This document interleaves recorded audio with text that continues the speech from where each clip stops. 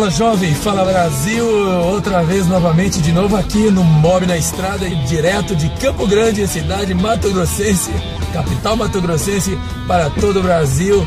E a gente pega carona com um grande plantador de igreja, um inspirador. Eu estou falando do pastor Nelson. Olá, pastor. Tudo bem, meu irmão? Tudo bem, uma alegria estar aqui com o senhor nesses dias, muito inspirador. E pastor, você é a primeira vez que eu ouvi falar do pastor, o título que me deram sobre o senhor foi um plantador de igreja. Pastor, o que o senhor acha que o senhor recebeu esse nome de plantador de igreja? Você vai falar, lógico, eu planto igreja. Mas como que é isso, pastor, essa experiência de plantador de igreja? Na verdade, eu comecei evangelizando, ganhando e cuidando. Fazendo o que todo mundo deve fazer. Exato, que eu acho que todo cristão deve fazer, né? E aí, aqueles que a gente evangelizava e ensinava, a gente ensinava que eles passassem para outros o que aprendeu com a gente. E aí foi juntando gente e virou uma igreja. E aí surgiu a ideia que eu sou plantador de igreja. Uhum. Tá, o senhor é paranaense. Paranaense. E aí viram esse perfil, plantador de igreja? O senhor já tinha plantado ali algumas igrejas? Não.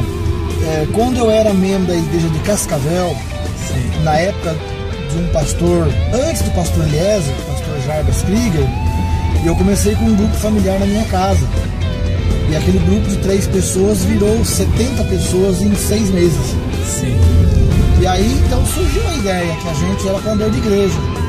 Aí aconteceu uma série de situações, depois veio o pastor Eliezer e nos enviou para Guaraniaçu, ali próximo a Cascavel. Certo. Aí a gente voltou a colocar em prática a ideia do evangelizar, do cuidar, né? E a ideia de transmitir aquilo para as pessoas também ouvir, aprender e transmitir. E aí surgiu a igreja de Guaraniaçu, que foi emancipada com 2 anos e 9 meses de trabalho. E aí surgiu a ideia de plantarmos a igreja em Quedas do Iguaçu, também que emancipou-se com 3 anos e 10 meses. Certo. E aí surgiu a ideia do plantador de igreja. Ô Paulo, o senhor também teve uma história de plantação de uma outra igreja, não sei se o senhor pode falar sobre isso. Aquela igreja começou com uma pessoa lá da Xexinoe que se converteu e depois... Exato. A irmã Mari, ela era participante de uma seita chamada Xexinoe e nós começamos a evangelizá-la. Aí, com 6 meses, chegou mais um casal, o irmão Luiz e o irmão Norci, e continuamos o discipulado por 2 anos e meio. Pessoal, era uma distância, não 90 quilômetros. O senhor ia uma vez por semana? Todas as terças-feiras. Durante quanto tempo? 2 anos e meio. 2 anos, toda terça. Discipular 6 meses uma pessoa e depois mais 2 anos, 3 pessoas. Veio mais um casal, juntou 3. Aí quando essas 3 pessoas, a irmã Mari, a irmã Denorci, o irmão Luiz, estavam consolidados, batizados, membros da igreja, já aptos para transmitir o que nós ensinamos, sim, aí enviamos o missionário, o então presbítero Selomar e a esposa a missionária Adriana, para Quedas do Iguaçu, para onde eles começaram a igreja. E o segredo está aqui. Onde passou a funcionar essa igreja batista independente? Hoje ela funciona no prédio que anteriormente era da Xexinoe. Porque foram líderes da Xexinoe que se converteram. E hoje uma igreja batista independente. Hoje uma igreja batista independente. Isso é fantástico. Os mesmos líderes no mesmo prédio. Hoje é batista independente. Fantástico. Então não é à toa seu nome de plantador de igreja. Plantando igreja até onde era uma igreja Xexinoe, agora igreja batista independente. Que hoje pastoreada pelo pastor Selomar, missionária Adriana, está indo lá de vento em pouco. Já é uma igreja emancipada? Emancipada. Hoje é uma igreja que anda com as próprias pernas. Tá, e a sua vinda do Paraná para Campo Grande, como é que foi? Então, o pastor Tiago Majinski nos desafiou, e quando ele nos desafiou, eu prontamente disse não. Logo, alguns dias mais, Deus começou a falar ao nosso coração, que ia anunciar no Paraná, enfim. E aí foi acontecendo que logo em seguida o pastor Eliezer também nos desafiou. E aí entendemos que era Deus agindo. E a gente veio para cá com o desafio não de plantar uma igreja, não de organizar uma igreja, mas de organizar uma convenção. Esse foi o desafio que a CIB, junto com a CIBPAR, nos fez. Então o desafio é organizar 5 igrejas no estado contando com a igreja que já existe em Dourados. Então logo terá 5 igrejas, então organizar a convenção. É o desafio. Esse é o desafio. Começar. Tá, mas aí eu tenho mais 2 perguntas, pastor. Uma é sobre uma dica que o senhor vai deixar para um jovem que tem um desejo, um chamado missionário e quem sabe de plantador de igreja. Eu vou pedir para o senhor dar uma dica como é que deve ser, qual é esse perfil. E eu também tenho uma pergunta que o pessoal faz muito, a juventude faz. Como foi o seu chamado? Onde o senhor estava? Como é que foi o ambiente? Olha, um chamado, desde a idade de 5 anos de idade, Deus já usava pessoas para falar, né, do meu chamado. Mas foi no ano de 96, pastor Pedro Adão Janso, junto com o seu André, com o seu filho André Janso, num acampamento lá em Guarapuava, no Recanto do Jairo. Sim. O pastor André estava pregando. Aí Deus usou o pastor Pedro Adão, que era o pai dele, falando em línguas, e o pastor Moacir Andrade interpretando. E o pastor Moacir veio em minha direção, me pegou pelo braço e me levou até o pastor Pedro Adão, que me entregou a palavra, que em algum tempo adiante Deus ia me tirar do trabalho secular para o Ministério Tempo Integral. E eu já era líder de jovens na época, naquele momento eu já era líder de jovens na igreja de Cascavel. Sim. Na liderança do pastor Jorge Gonçalves.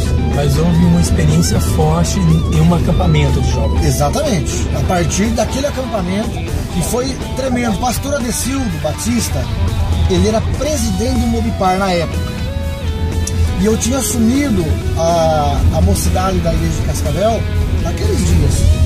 E ele me ligou: irmão Nelson, eu quero que você traga pelo menos 10 jovens no retiro que nós vamos fazer na cidade de Guarapuava, dias 13, 14, 15 e 16 de novembro de 96.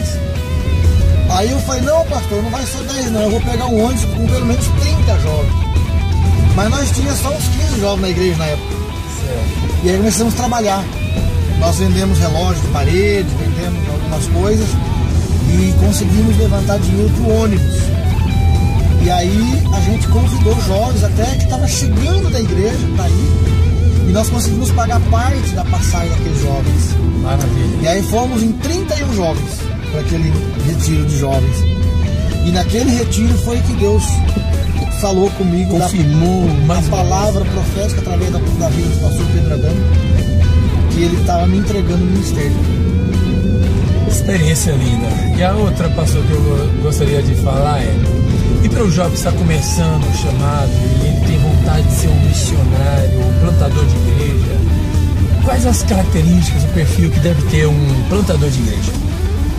O plantador de igreja, ele deve ter a mentalidade de não jogar semente ao vento. A semente jogada ao vento é um percentual muito pequeno da colheita. Certo. Então, mesmo que ele plante pouca semente, mas plante bem plantado. Por exemplo, ele começa a cuidar de uma pessoa, ensinar aquela pessoa, já com o intuito de aquela pessoa aprender com ele para transmitir. Certo. Porque daqui a pouquinho não vai ser só ele falando, vai ser ele mais aquela pessoa. Já, então começar a igreja já ensinando a ser evangelista. Exatamente. Porque a experiência diz que quanto mais nova a igreja, maior o impulso evangelístico. Quanto mais velha a igreja, menos ela evangeliza. A igreja não acredita nisso. A igreja não tem acreditado que a pessoa é capaz de aprender e transmitir. E aí cria-se o clericalismo. Por quê? Só o pastor é formado, só o pastor faz. E o pastor forma um grupo de dependentes eternos. E me parece que isso é um pouco da cultura católica, com todo respeito aos nossos amigos católicos aí que nos assistem, mas é uma cultura de que só o clero faz, só o padre faz. Só o padre, só o líder é formado para fazer, né?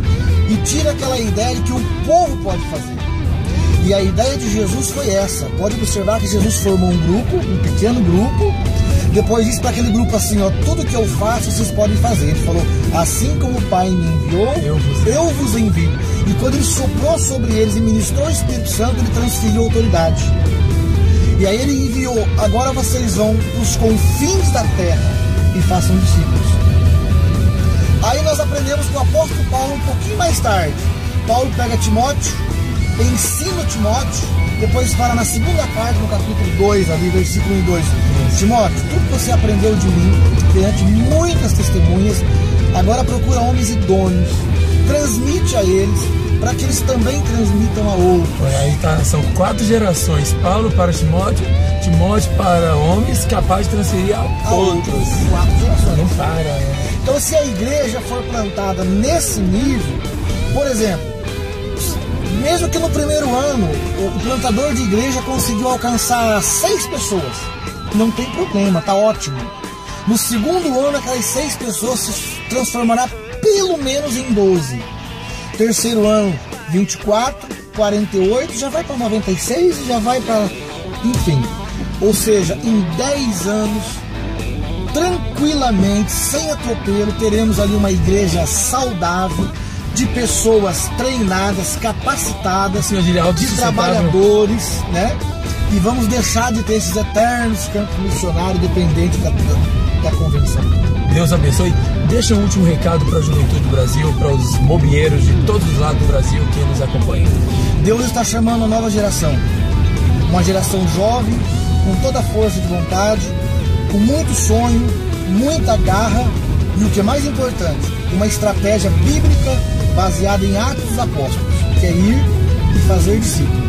Assim como Paulo fez discípulo, assim como Barnabé fez discípulo, a igreja de hoje tem incumbência de fazer também. E Atos é um livro que não acaba. Vamos dar continuidade.